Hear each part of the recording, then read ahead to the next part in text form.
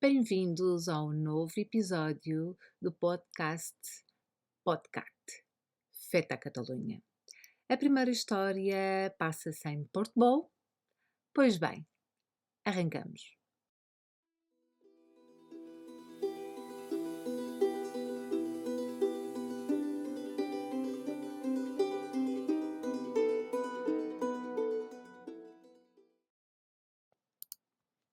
A última terriola do território espanhol tem cerca de 1000 habitantes, mas nos anos 90, quando se passa este caso, tem uns 1600, resultado da imigração vinda de outras comunidades autónomas para postos de trabalho, quer na Guarda Civil, a nossa GNR, como na Renfe, a nossa CP. Com menos de 1 km², está situada na Catalunha, província de Girona, distrito do Alto Empordà, e coladinha à fronteira com França. É conhecida pela enorme estação de comboio, muito similar à nossa Santa Apolónia, inaugurada em 1928 com motivo da Exposição Universal de Barcelona, em 1929, e que fazia o enlace das linhas que vinham da Europa com as linhas espanholas. Portbou é uma vila costeira que nunca foi turística e uma vila marinheira que nunca foi pescatória. Portbou é como um vale entre montanhas, onde terminam os Pirineus e começa uma costa maravilhosa de praias paradisíacas, quer para sul, Costa Brava espanhola, quer para norte, em direção a Montpellier. Diariamente passavam e paravam milhares de pessoas, já que a catenária era diferente e era necessário fazer a mudança de comboio para os seus destinos. Uma das decisões de Franco, antigo ditador espanhol, era que os passageiros tinham de parar em Portobão e passar bastante tempo até sair o transporte correspondente. Isso fazia que na visita ao centro da vila estas pessoas gastassem muito dinheiro. E isso era interessante para a economia. Dia 4 de setembro de 1990, 7h30 da manhã, 6h30 da manhã portuguesas, estaria eu no meu 15º sono, ainda, mas em Portobão uma senhora saía de sua casa para passear o canito e quando chega ao mirador ao lado do cemitério, hoje ao lado do monumento de homenagem a Walter Benjamin, depara-se com uma moça pendurada por uma corda não muito grossa num pinheiro. Assustada, vai muito rápido à Guarda Civil, que está localizada a umas centenas de metros, e esta avisa a Polícia Judiciária de Figueiras, capital do Alto Empordà. O trajeto até ao local onde a senhora encontrou o corpo é de uns 50 minutos, um caminho carregadinho de curvas apertadas e em mau estado de conservação. Enquanto isso, um binómio de agentes da Guarda Civil desloca-se ao local, mas claro está que não são nem os primeiros, nem os únicos. Terras pequenas já se sabe, as notícias voam. Encontravam-se já dois jovens jornalistas de 18 anos que souberam a notícia pelo pai de um deles e vieram também ver. A imagem é aterradora, porque o pinheiro está muito próximo à capela do cemitério. A rapariga estava pendurada a uns 40 centímetros do chão, num ramo não muito grosso da árvore. Hoje em dia ainda existe este pinheiro e o mesmo ramo, como podem ver no meu blog. Está situado num sítio com umas vistas amplas para a baía e para a vila. Um pouco como é em Cascais, a vista da cidadela para a zona onde se encontra o Hotel Bahia e a Messe da Armada, mas muito mais natural. Um dos jovens jornalistas vai chamar o irmão, ainda mais miúdo, para tirar fotos. O gaiato chega e depara-se com uma cachopa mais ou menos da sua idade enforcada. Uma imagem que até aos dias de hoje não saiu da cabeça. Ao seu lado está um tipo da vila que trabalha como polícia secreto, mas que todos os habitantes sabem da sua atividade. Os dois colocam uma manta rosa sobre a moça para que lhe tape a cara e o corpo. O corpo estava virado para o pinheiro, os sapatos imaculadamente colocados ao seu lado, vestido com umas jardineiras de ganga e uma t-shirt turquesa. Não há vestígios de muito movimento, nem nota de suicídio e muito menos qualquer documentação que identifique a jovem. Um vizinho do mesmo edifício onde vive a senhora que deu o sinal de alerta informa a Guarda Civil que se encontra uma tenda de campismo a uns metros onde dormem uns jovens. Algo que os bombeiros não viram quando estavam a fazer o reconhecimento de campo. Portanto, não tinham analisado a zona devidamente. Enfim, os agentes da Guarda Civil deixam o que estavam a fazer e vão diretamente a esse local. Acordam os jovens austríacos e perguntam se ouviram algo.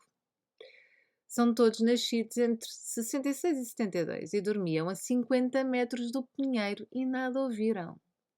Fizeram declarações voluntárias com um intérprete e não foi encontrado nos seus pertences nada que os implicara. E goodbye Maria Von até Brezhnev.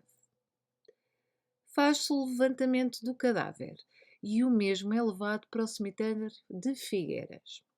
Fazem visitas a várias casas de meninas da zona, mas ninguém reconhece a gaiata. A Guarda Civil põe-se em contacto com a Gendarmerie francesa, caso houvesse notícias de algum desaparecimento que encaixasse com as características da pessoa, e não encontra nada. Quem és tu? De onde vens? Perguntava todos os dias o forense, à espera que surgisse alguma resposta e o ajudasse a identificar. Foram retiradas impressões digitais e transmitidas à Interpol. Uma curiosidade que o médico descobriu foi que as pernas da no-name, chamamos-lhe assim, e saberão porquê mais à frente, não estavam depiladas.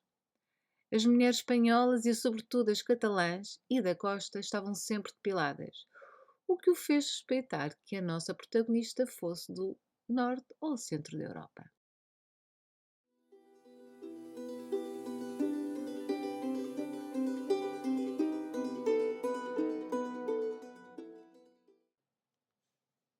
Também não existia qualquer ferida ou arranhão originados pelo enforcamento. Lembrem-se que a moça estava descalça e os sapatos bem colocados aos seus pés. O expectável seria pés raspados por subir à árvore e nada disso foi detectado. Cabe salientar que o forense não se deslocou ao local, já que teria de pagar do seu bolso a deslocação e em tempos tinha quase tido um acidente devido às curvas pronunciadas daquela estrada. Ao juiz e ao fiscal, sim, que lhe pagavam o táxi. Anyway, sigamos. Após tirar fotos da roupa que vestia, jardineiras, t-shirt, cuecas e sutiã, a marca era de uma subfilial da atual H&M, fabricada na Grécia e vendida principalmente na Suécia, Noruega, Dinamarca, Reino Unido, Alemanha e Holanda. Os dias passavam e continuava sem saber quem era a moça e ninguém perguntava por ela. Era tudo muito estranho. O forense decide então embalsamar a jovem e mantê-la de momento numa arca da morgue e assim o corpo não se deteriorava. Como teria chegado ali? Pelo túnel dels Litres, que atravessa a montanha e ligava os comboios à França? Um caminho perigoso para os peões, por sinal, mas que era utilizado vezes sem conta. De comboio? Chegavam a Porto Bom comboios de toda a Europa. Não era tão fácil saber. De barco? Não havia indícios desta última possibilidade.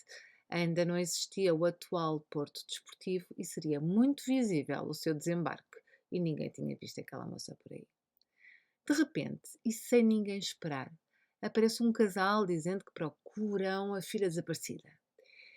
Tinham visto a foto dela num jornal e dirigiram-se a Porto Bom. Mas não era ela. Viraram-se e voltaram para a sua cidade. 3 meses passaram e estávamos a 4 de dezembro de 1990. A No Name continuava na câmara frigorífica do depósito de cadáveres do cemitério de Figueiras. E o ajuntamento, Câmara Municipal, decide trasladá-la a um gavetão no próprio cemitério. Era necessário libertar a arca e não havia previsão quer da identificação, quer da localização de familiares ou pistas. É colocada então numa zona de caridade que existia normalmente para casos semelhantes. Bem, este era único, mas enfim. E como não sabia o nome nem nada de nascimento, ficou inscrito na lápide NN, no name, tal como a batizei anteriormente. O tempo passa, continua-se sem saber quem é, e já estamos em 2001, 11 anos depois. O programa Fênix é criado pela Guarda Civil em conjunto com a Universidade de Granada e trata-se de uma base de dados genéticos que auxiliou a polícia a encontrar muitas pessoas desaparecidas e tinham a esperança de poder fechar esta história. Forense, Guarda Civil e um Polícia Nacional já retirado, mas que mantinha o vivo interesse neste caso, quadram agendas, solicita-se autorização para exumar o corpo, chega ao local, a lápide não era a mesma e tinham retirado o corpo da No-Name e colocado numa fossa comum. Tinham passado 10 anos do seu enterro e erro crasso. Não comunicaram nem à polícia, nem ao forense, nem à própria Câmara Municipal. E agora encontrar o local onde tinham voltado a enterrar a No Name. Figueiras é uma cidade de 50 mil habitantes nessa época. Portanto, o cemitério não era assim tão pequeno, o que seria um verdadeiro quebra-cabeças para encontrar o que procuravam.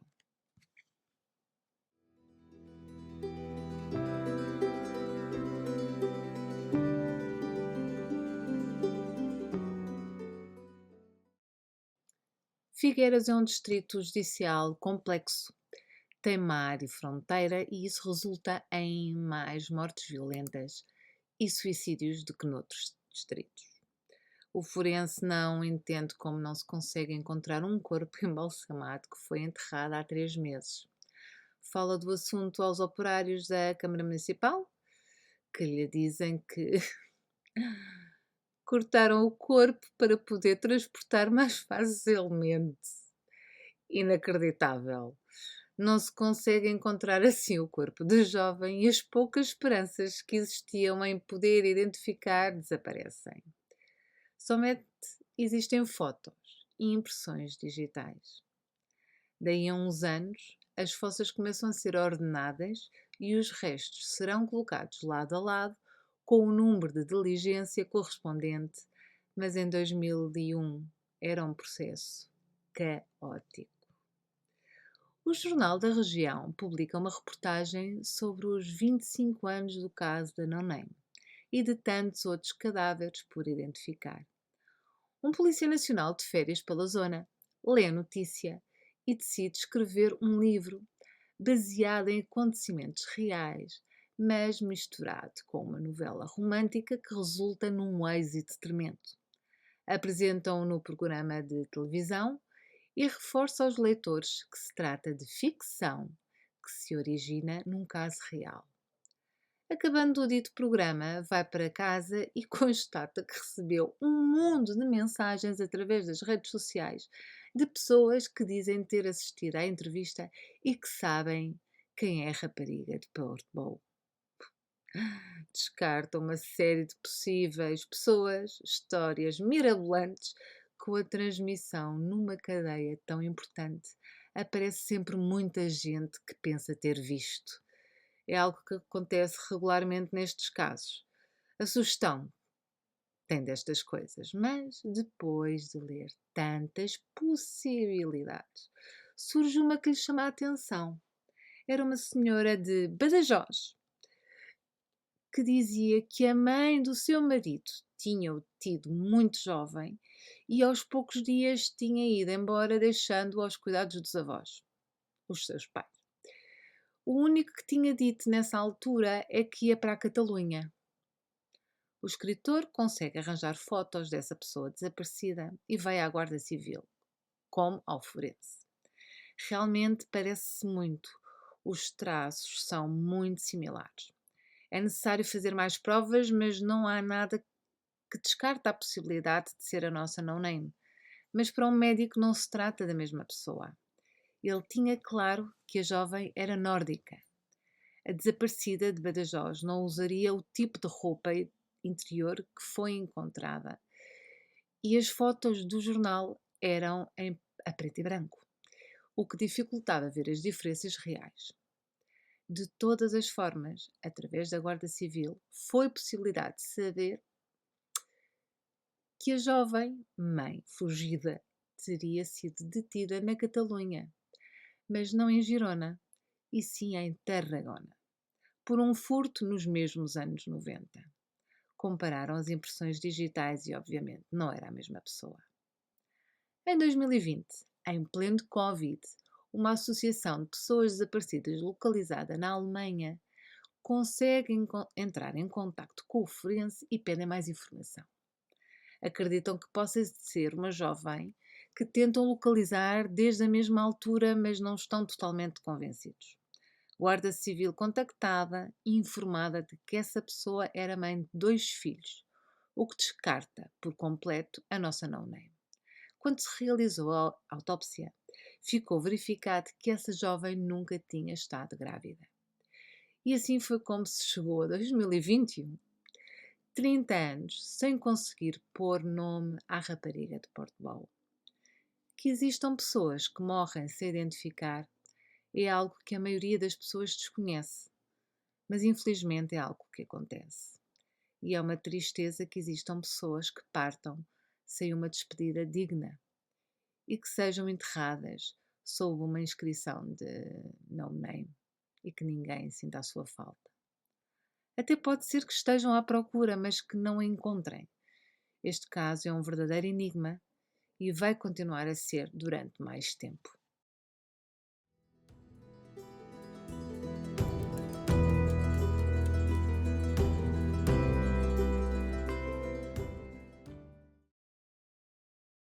Começamos agora com aqueles relatos do amigo meu que conhece uma pessoa, etc, etc, que fez e tal. Existem muitas pessoas envolvidas agora e quero manter a privacidade de cada uma delas. Assim que, em janeiro, para ser exata, uma equipa de um programa catalão dedicado ao true crime decide preparar um capítulo desta história para ser transmitido na TV3 e na Catalunha Rádio. A jornalista que tinha levado o assunto nos anos 90 insistia porque talvez dessa forma conseguiam resolver a sua identidade. Uma das jornalistas e guionista do dito programa começa uma rodada de entrevistas a todos os intervenientes neste caso, desde polícias, forenses, jornalistas. O médico forense que examinou a moça não queria participar. Não gosta de aparecer na televisão, mas ao saber que podia ajudar na identificação da jovem, aceitou de imediato. Mostram as fotografias tiradas nos anos 90, ao local dos acontecimentos, pensando que já as tinha visto na altura, quando refere que é a primeira vez que as vê. Nunca tinha tido acesso a quaisquer fotos, somente as que ele próprio tirou no momento da autópsia. Ao ver as imagens, constatou, sem a margem de dúvida, que a rapariga tinha sido pendurada sem uso da razão, tecnicamente falando. Estava inconsciente. Esta declaração muda completamente o percurso da história. Já não era um suicídio e estava-se a falar de um homicídio. Contactando a Guarda Civil para transmitir este novo dado, a própria afirma que, com as fotos que fizeram no mesmo local, tudo indicava que estavam perante um suicídio. Nos anos 90, as fotografias não eram imediatas como agora. Era necessário revelar e demorava o seu tempo. Por esta razão, quando o processo foi enviado ao Instituto de Medicina Legal lá do sítio, não estavam integradas as fotos, só sendo adicionadas mais tarde, estando a pasta já nas mãos da Guarda Civil. Outros tempos. E um erro tremendo. Anyway, seguimos. E repetia. Esta jovem foi assassinada. Tem um corpo sem qualquer lesão, tendo estado numa zona com imensos ficos de piteira. E claro, esses catos picam e bem, falo por experiência, no Algarve. O nó dado na corda não era de correr, logo não apertava e ela estava a uma altura considerável no chão, uns 60 centímetros. Não há nada que a apoiasse para subir, nem banco, nem cadeira, nem uma caixa sequer. Era óbvio, teria de ser uma outra pessoa. Outras pessoas. O mais certo seria serem duas pessoas. Claro que esta tese incomoda bastante o corpo policial, já que expõe um mau seguimento feito nessa altura. Um médico assume que não foi uma boa ideia não ter ido levantar o corpo. Se o tivesse feito, o caso teria tido outro rumo e sente-se fracassado. Mas não é demasiado tarde para remediar entre nós. Trabalhou muitos anos nessa área e sabe a qualidade do sistema judicial. A Guarda Civil insiste que não havia mais ninguém na zona, somente o grupo de austríacos acampados, se bem se lembram. E talvez a nossa protagonista estivesse com eles. Na primavera desse mesmo ano, a equipa decide focar-se na Áustria, mas antes dá um salto à Alemanha. A força de expressão. O diretor do programa, devido a um caso antigo, ficou com o contacto de um polícia da unidade de pessoas desaparecidas, entretanto numa outra unidade, mas que, fora do trabalho e de forma voluntária, tinha criado uma associação de pessoas desaparecidas. Nada como as que existem em Portugal ou até em Espanha. São associações em que os membros são policiais, militares no ativo ou retirados, que continuam o processo de localização das pessoas, já que os corpos de segurança têm os recursos limitados. Estando a falar de um homicídio passado nos anos 90, encontra-se prescrito em Portugal e em Espanha, mas na Alemanha e na Áustria não, o que significa que se poderá trabalhar no caso. Chamemos este contacto da polícia alemã o polícia alemão, que remete a equipa do jornalista a um polícia austríaco, que, tal como ele, esteve nos mesmos anos na unidade de pessoas desaparecidas. Falam com ele, que indica que não se recorda de nenhum caso similar. Adora essa área e ter-se lembrado certamente. Com as imagens e informação transmitida, faz a partilha no Facebook da sua associação. Sim, também tinha ele, juntamente com outros colegas, uma associação. Esta página é vista por toda a Europa e tem imensa repercussão em todos os continentes. Aparece alguém a comentar que parece uma miúda desaparecida e pelo nome que refere sabe-se que não é, porque era o mesmo nome que a Guarda Civil na altura tinha descartado, uma mãe com 2 filhos. O polícia austríaco passa o nome de uma jornalista austríaca que investiga casos semelhantes e que tem uma audiência impressionante. Trabalha no jornal com mais tiragem do país e sabe tratar deste tema como ninguém. Mas, infelizmente, devido a uma grande reportagem que tem em mãos, não lhe é possível dedicar tempo a esta história. No verão desse mesmo ano, dada a exposição do trabalho realizado de forma duvidosa por parte da Guarda Civil, recorde-se, a GNRK de Espanha. A Comandância de Girona já não se encontra disponível para receber os jornalistas catalães, o que os leva a manter o contacto próximo com o polícia austríaco, a fim de poder descobrir mais informação que ajude a desvelar a identidade da moça. Este, por sua vez, coloca-os em contacto com o apresentador austríaco.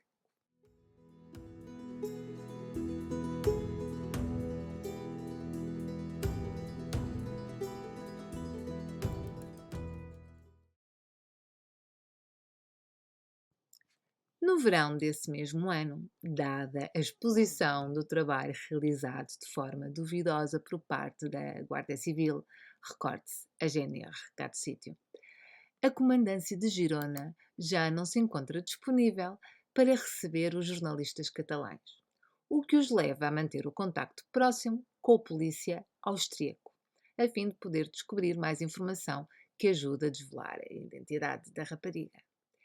Este, por sua vez, coloca-os em contacto com um apresentador austríaco, O seu programa apresenta casos por resolver e interessa-se bastante pela moça de Portobão.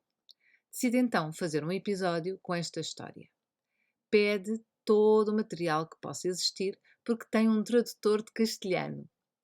Não imaginava ele que tudo estaria em catalão, mas facilmente se resolve e traduz-se tudo ao inglês, idioma que ambas as equipas falam. Chega ao capítulo, faz entrevistas ao polícia austríaco, à jornalista austríaca que não tinha tempo para se dedicar à investigação e a um médico forense que, analisando as mesmas fotos mostradas ao forense catalão, refere exatamente as mesmas deduções. Penduraram a jovem simulando o suicídio, mas tratava-se de um homicídio. Analisa tudo como o catalão, a altura em que se encontra pendurada, o solo, plantas, árvores, tudo, incluindo o cabelo que se encontrava fora da corda. Depois da emissão do programa austríaco, localizam os contactos dos jovens austríacos e tentam falar com eles, mas não leva a lado nenhum. Um deles mostra-se na defensiva, falando por parte de todos os outros e já referindo o apoio do seu advogado e não sei mais o quê, blá, blá, blá, blá. Ou seja, por esta via fica tudo em águas de bacalhau. Voltamos a estar na primavera, mas de 2022. 23 de abril, dia de Sant Jordi, o dia mais bonito da Catalunha, em que se celebra este santo. São Jorge para os tugas. Vendem-se rosas e livros. Diz a história que às meninas se oferecem rosas e aos moços livros. Na verdade, aqui em casa compramos e devoramos livros nesse dia, mas saímos sempre a passear pelas avenidas mais conhecidas da cidade, que estão decoradas com bancas de livros e bancas com rosas. Neste dia, mas sim a 1000 quilómetros de distância, na cidade de Condal,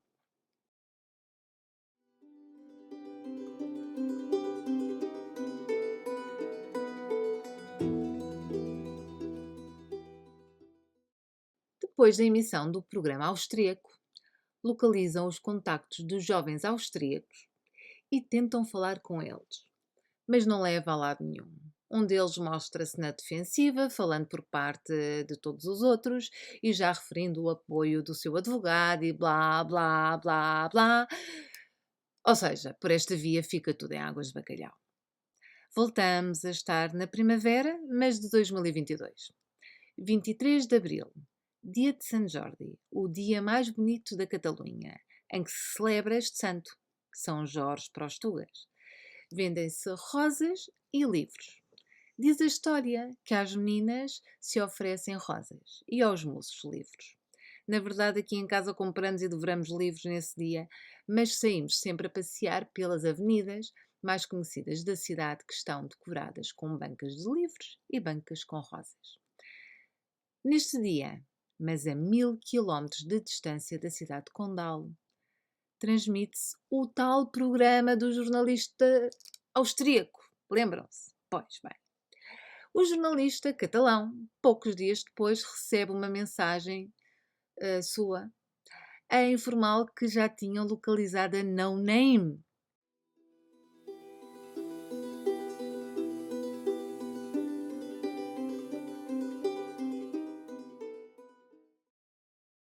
A história da vida de Evie, a nossa No Name, ficou parada no tempo, no dia 3 de setembro de 1990, em Florença, Itália. Tinha de passar uns dias à casa da irmã mais velha que estudava na universidade daquela cidade. Após o pequeno almoço, decide ir a Siena de comboio. A irmã, que se chama Cristina, e quem a equipa conseguiu localizar, saiu para ir para as aulas e a Evie, por sua vez, saiu pouco depois para o seu passeio.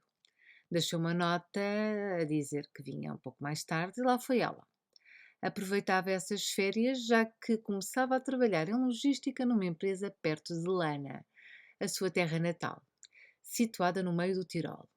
Era uma miúda viajada, autónoma, tinha 19 anos e já tinha ido sozinha à Irlanda numa viagem única.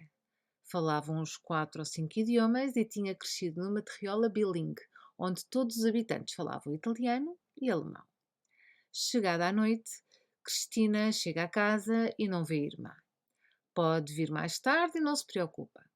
Com o avançar da hora, começa a ficar um pouco impaciente, mas prefere não ligar aos pais a ver se ela tinha ido para lá. Mas não o faz para nos alarmar. Pode ser que a Evie tenha perdido o transporte e chegue um pouco mais tarde. Na manhã do dia seguinte, ao acordar, continua a não ver a irmã e a partir daí começa uma procura constante. Televisão, jornais, polícia. Dado a lentidão do trabalho policial, isto não é só aqui, a família contrata uma empresa para colocar cartazes em todas as estações e locais de fácil visibilidade, com a esperança que alguém tenha visto a irmã. Fala-se com Cristina, enviam-se fotografias e sim é confirmado. É Evie Rauter. Uma mistura de sentimentos apodera-se da irmã mais velha da nossa rapariga de Portbou. Um choque e ao mesmo tempo um alívio em saber notícias da familiar desaparecida há quase 32 anos. O pai é entrevistado, cada dia ia à estação de comboios ver se via a filha ou se sabia notícias. Fez durante muito tempo, até que perdeu a esperança no seu regresso. Os pais já têm uma idade avançada e foi Cristina que veio a Barcelona visitar o sítio onde repousava a irmã. A equipa de jornalistas foram-na buscar ao aeroporto e seguiram para Portbou. Fizeram todo o trajeto pelos locais que falei em toda esta história. Quis falar com os polícias, os médicos, os jornalistas, os fotógrafos, todos que participaram no caso. O mistério da chegada a Portbou pode ter ficado esclarecido por um antigo funcionário da Renfe. Havia por essa altura uma linha que passava por Florença com o destino Portbou. A nossa protagonista poderia ter-se enganado e apanhado o comboio que não devia e acabou nessa vila. Nunca se saberá. Cristina despediu-se da irmã no cemitério de Figueiras. Estava muito agradecida aos jornalistas que não desistiram do caso. Foram anos e anos na procura de pistas para poder dar nome àquela jovem encontrada pendurada num ramo de um pinheiro no mirador de Portbou. Fica agora a questão: Evie quem te matou? Espero que tenham gostado desta primeira história neste segundo capítulo do podcast Podcat, Fete a Catalunha. Volto na próxima quinta-feira. Beijinhos!